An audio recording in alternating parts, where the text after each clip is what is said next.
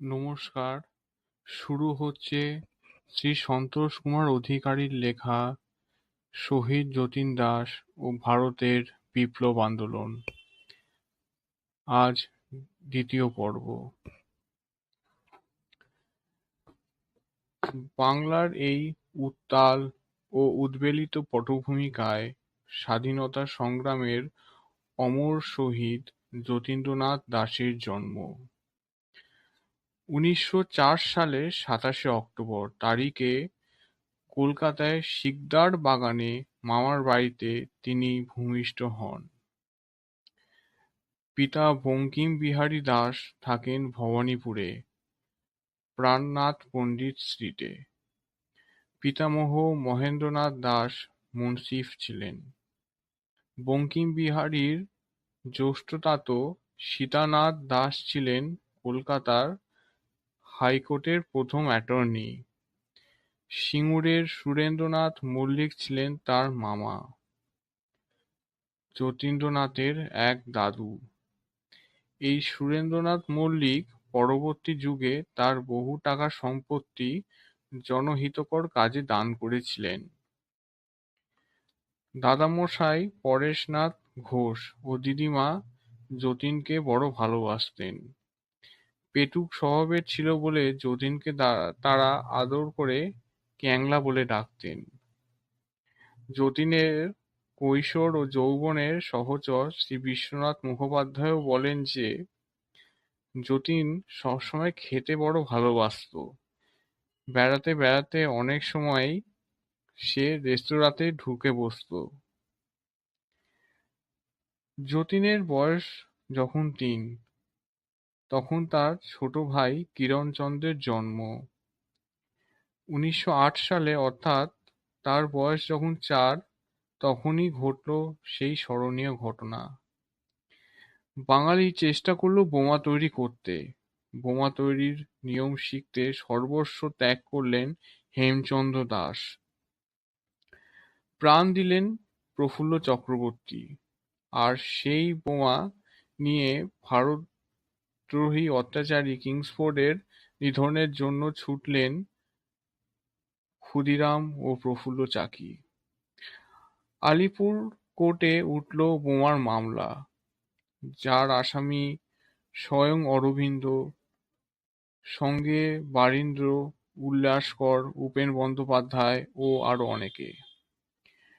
9 বছর বয়সে জননী সুহাসিনী দেবীকে হারায় যতীন। 2 শিশুর কাছে তাদের মায়ের মৃত্যুর কথা গোপন করা হয়। বাবা বলেন তাদের মাকে হাসপাতালে নিয়ে গেছে।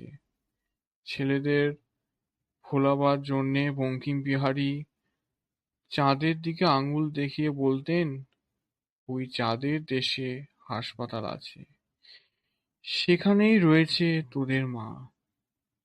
2টি ভাই তাই বিশ্বাস করেছিল। চাঁদের দিকে চেয়ে তারা বসে থাকত, যদি মা দেখা দেন। পিতা বঙ্কিম বিহারী সেই সব গল্প শোনান তার ছেলেদের। মাতৃহারা 2টি শিশুর কাছে তিনিই ছিলেন মা। সময় পেলেই তিনি বসতেন তাদের সঙ্গে।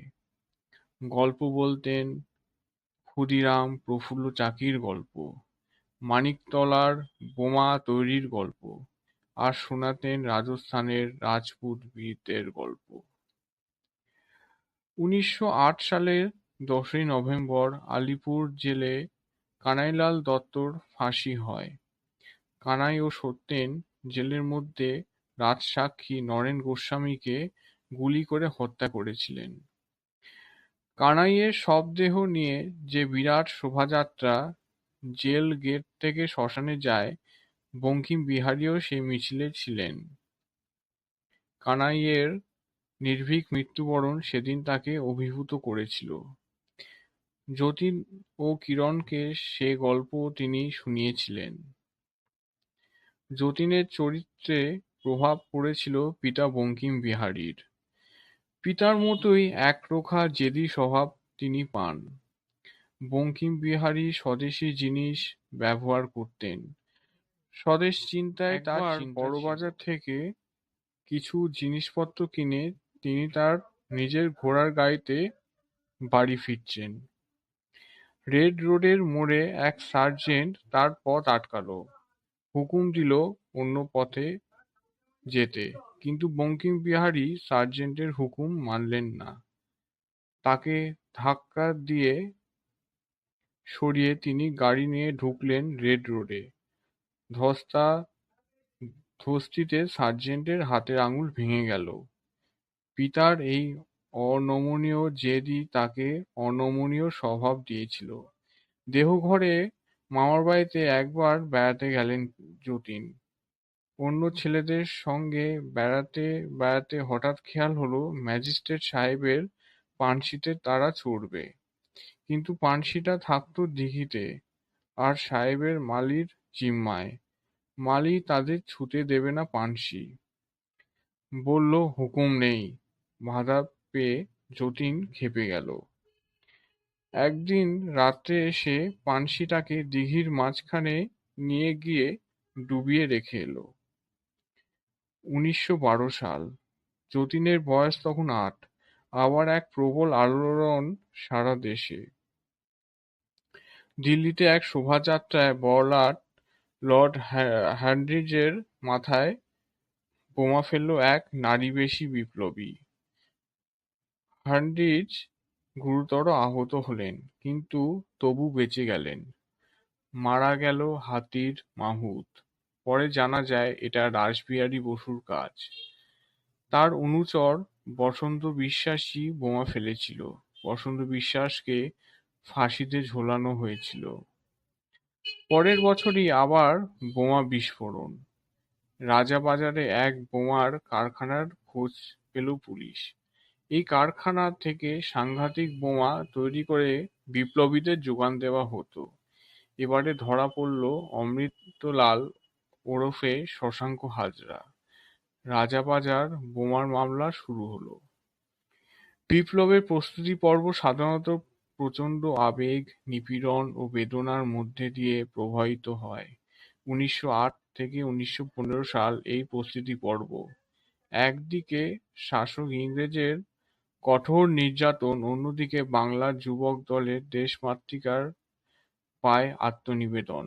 শুধু বাংলায় নয়, বিপ্লবের অগ্নিমন্ত্রে মেতে উঠেছিল পাঞ্জাবও। ১৯১৫ সালে পাঞ্জাবের গদর বিপ্লবের বিরাট প্রস্তুতি পুলিশের হাতে ধরা পড়ে গেল। গদর বিপ্লবই ভারতের প্রথম সুসংগঠিত অভ্যুত্থানের পরিকল্পনা। গদর পার্টির নেতারা দেশীয় সেনাদলের মধ্যেও প্রচার চালিয়ে তাদের প্রস্তুত করেছিলেন অভ্যুত্থানের জন্যে। কিন্তু আবার সেই বিশ্বাসঘাতকতা।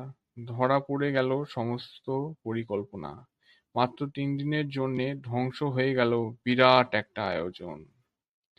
গদর বিপ্লবের পরিচালনায় যারা ছিলেন তাদের মধ্যে ১৮ বছরের যুবক কর্তার সিং সরোবা উচ্চকণ্ঠে বিপ্লবের ধ্বনি দিয়ে ফাঁসির মঞ্চে এগিয়ে গেলেন। ফাঁসি হলো বিষ্ণু, গণেশ পিংলে ও আরো অনেকের। শুধু পালিয়ে গেলেন রাসবিহারী বসু, সর্বভারতীয় অধিনায়ক। ১১ বছর বয়সে তখন যতীন্দ্রনাথের। তার কৈশোরের সমস্ত চেতনা উদ্দীপিত হয়ে উঠেছে দেশপ্রেমে। চোখের সামনে ঘটে চলেছে বিপ্লবী প্রাণের নির্ভয় আত্মবলিদান।